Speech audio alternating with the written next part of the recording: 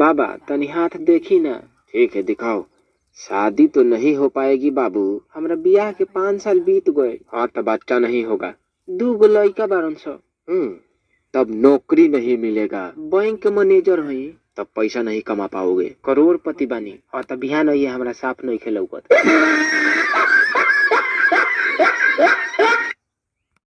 का हो नैयरे गऊ तू तो यार हमका भुला ही गऊ। जरूरी काम का दीदी। कम से कम फोन ना करूँ मिस कलवा मार दे हो तू।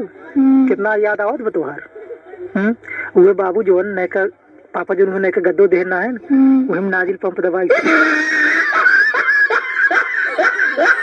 ए जी का हो अपना दोस्तवा के काहे ने कि समझाओ तो जना लड़किया से शादी करतनी, उ लड़किया बहुत खराब ही है।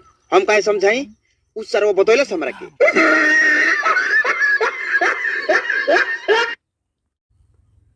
बधाई हो। का रउआ बाप बन गई नी।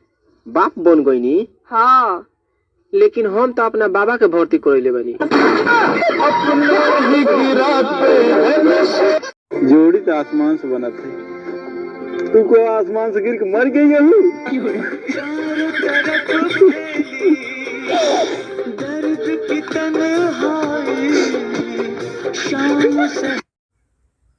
सुन तनी का हो?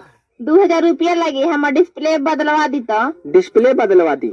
तनी हमारी स्थिति देखबो।